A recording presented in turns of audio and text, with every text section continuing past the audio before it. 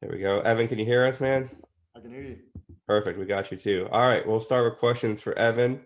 We will start with Ben McKee, and then we'll go to Troy.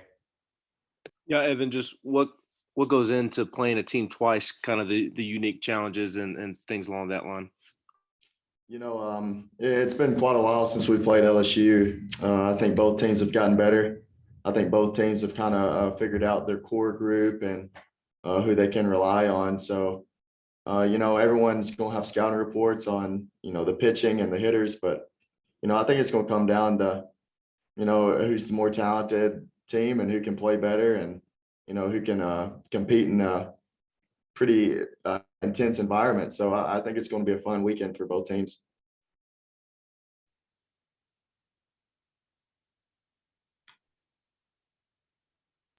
Troy, you got us?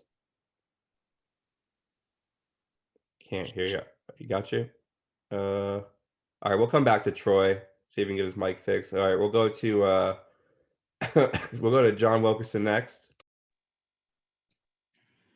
Evan, we'll be sure and tell Coach that you did a much better job than he did with today's avail. But I also wanted to know, what was it like in the regional clinching game that you had Will Heflin start and get the win, Sean Hunley get the save, and you record the last out? I know so many guys had a hand in it, but when you look at perhaps the old guard of Vols, that was pretty cool to see so many of the veterans be front and center with such a big moment at Lindsey Nelson Stadium.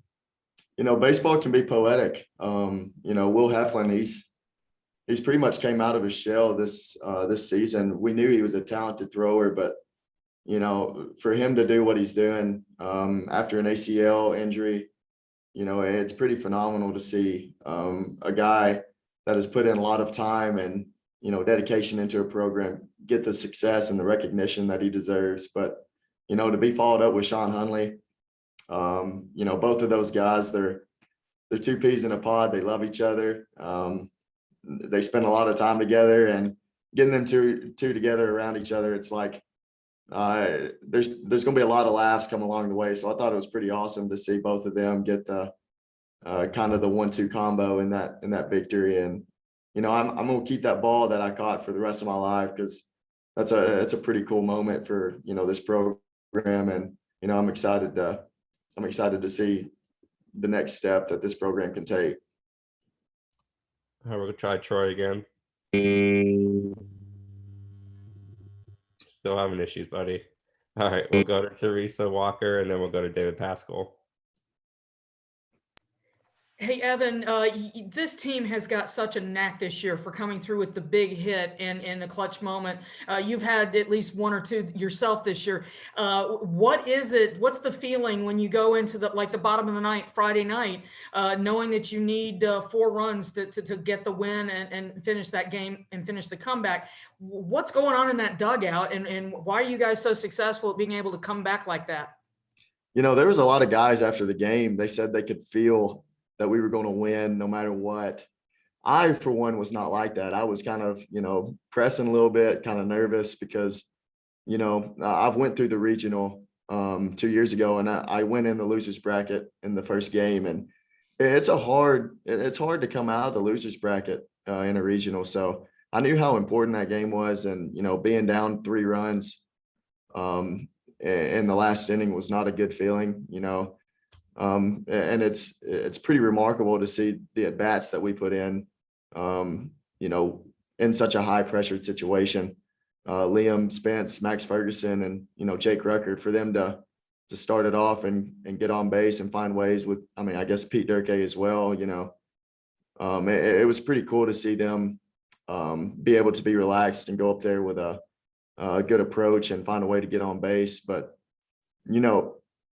it's easy for people to go in those situations and have high emotions and want to be the guy and want to get it done themselves. But it's the people that have success in those moments are the ones that can kind of relax and pretty much treat it like it doesn't really matter. If you can get your body into the phase of being as relaxed as possible and your heart rate to be as low as it can be, those are the people that have success in that moment. And I think Drew Gilbert is probably as high tense as a person can be in a lot of moments in games. But for some reason, whenever it's a big game and a big moment like that, he does a great job of calming himself down and, getting in the box and making adjustments pitch to pitch.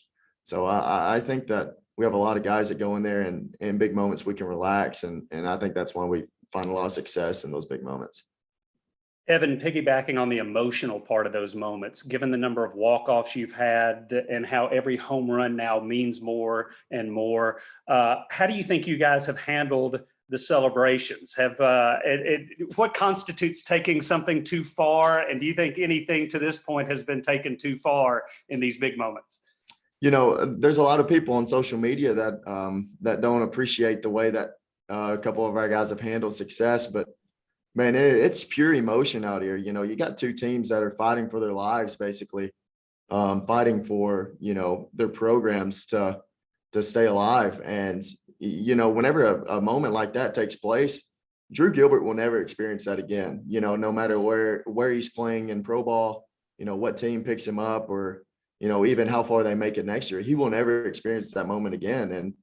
And there's a lot of people that'll never experience that moment. So it is pure emotion. And I think that's what makes this game much different than, professional, because these are college kids and these are 19, 20-year-old kids that are basically, a year ago didn't know where their fit was going to be. They were trying to figure out if they were going to be able to be on the team or, fight for a spot. And I remember Drew Gilbert fighting for a spot last year. And, as talented as he is, he was not given anything. He's had to work for it. And, these kids, including myself, we work and we put in a lot of time to get those moments. And a lot of the times those moments we fail. So whenever we find success in those big moments, it is pure emotion. And, even if I'm on the other side of the dugout, you can appreciate that if that does happen for someone, yeah, they have the right to celebrate. And, I think that's what makes the fan base so good. I think that's what makes the competition so good in college baseball, is that these kids are really into the game and they really want to succeed. And when they do, they let everyone know. All right, Troy, you want to give this another shot? Let's do it. We're working All now. right, we gotcha. Yep. All right. Third time's the charm. Hey, Evan, I just wanted to ask you about what you remember about facing Landon Marceau, Jaden Hill, and AJ Labas in that first series against LSU. The LSU staff, it's a pretty talented staff. Marceau, he's legit. He reminds me of Garrett Stallings a couple years ago. He commands his pitches. He's a true competitor, and the numbers speak for themselves. He's a true Friday night guy in this conference, and if you're a Friday night guy in this conference, you're pretty talented. So these guys they're going to be wanting to win. We know they've got a bad taste in their mouth from the last time they came here because it was a close series. And I think it's going to be two teams that are going to be competing and trying to fight and trying to win this game and win this series. So I do think both teams have improved, and I think, starting with Marceau, I think he's going to come in and try to shut us down. So I think it's going to be a good battle. All right, we'll go to Wes next and then back to Ben.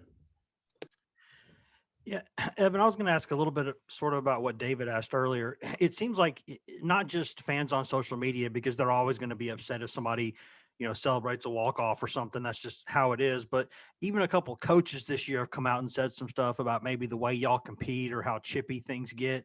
Do you think maybe part of that comes from y'all kind of coming from where you came from as a program, just trying to feel like, you got to scratch, you got to claw, you got to compete to get from where y'all were a few years ago to where you are now? A couple of years ago, there were teams coming in our place, and they would let us know that they were better than us, and there was no fear whenever they came to our place, and and not just fear, there was no respect, and I think that definitely leaves a bad taste in my mouth, and that's kind of why I'm a little chippy at sometimes, but it takes a lot to earn respect in this league, and if you don't have respect, it does leave you a little frustrated. And, it's kept a lot of people up at night in this program when we don't have respect from teams and they think they can come in and, pretty much take over our field. So I think the times have changed. I think we've got we kind of brought our big brothers along to the playground to take control and help us out in the fight. So, I think it's time for Tennessee to step up to the fight. And I don't think anybody, including our fan base, are afraid to be the villains. So I think that that's what makes this play special, is that starting with our coaching staff and our players, we enjoy getting in a fight, and we enjoy the close games, and we enjoy the competition. Evan, in baseball, do you think there's a clear-cut advantage when facing a second team or a team for a second time in a season, whether it's pitching or hitting? Do you think there's a clear-cut advantage one way or the other? I do think you can get an advantage in those certain moments, because I'm sure the pitching coaches will know the scouting reports on our players, and I think it will be the same for us. But I think it's going to come down to who can adjust in the game and who can find ways to scratch across some runs. And I think it's going to come down to who can play better defense. And I think these are going to be close games. I don't see either team really running away with this series. But that's something that you expect in a super regional. There's a reason why LSU is coming here. They're very talented. They went into Oregon and they handled business. But that was to be expected from this conference, because playing in this conference, you get accustomed to competing and being in big moments, and the more big moments that you're in, the better you learn from them. All right, we got time for two more guys. I get Evan over to practice, so we'll go to Rick Russo, and then we'll finish with Trey Wallace. Hey, Evan, talked to Luke Hochaver yesterday, and he's pumped. And what does it mean to you guys, alum and players from all different eras, really excited about what you guys are doing? It really does mean a lot. In a couple of years, whenever I come back here, I don't want it to see, the program going in the wrong direction. So it is exciting to see other alumni be able to have some respect and be proud of what we've done.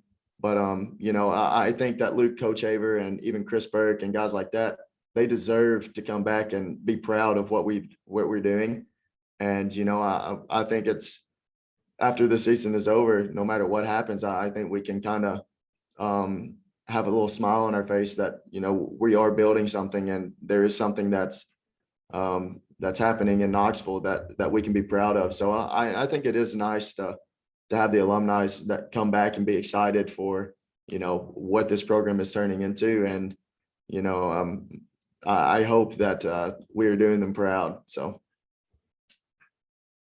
Evan, you might have already kind of answered this question in the past couple of weeks, but I wanted to ask it again, coming off Tony Vitello's celebration this past weekend. What does it mean to a team, to you guys, to see the excitement out of him? I know you guys are around him every day, but to see him go into the crowd and react with the fans and running out to you guys and tumbling towards y'all, and just the excitement that the coaching staff has, what does that mean to you guys overall as players looking up to him? I do want to coach at this level one day, and seeing a guy like that have such an impact on his team and the community, it's pretty awesome, because that dude, talking about pure emotion, that dude has got it. That dude wants to win, and he wants to win here.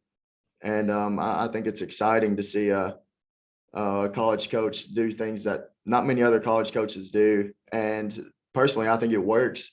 I think there's a lot of people that, watch the way he coaches and even recruits, and they're like, yeah, I want to play for that guy, because if I was a high recruit, that's the guy I would want to play for. A guy that wants to win, and you can tell he's got our backs in any moment. He was just as happy. And for him to be as the first one out of the dugout on Drew Gilbert's walk-off homer, I think that shows that he's not afraid to show who he really is. He's not afraid of,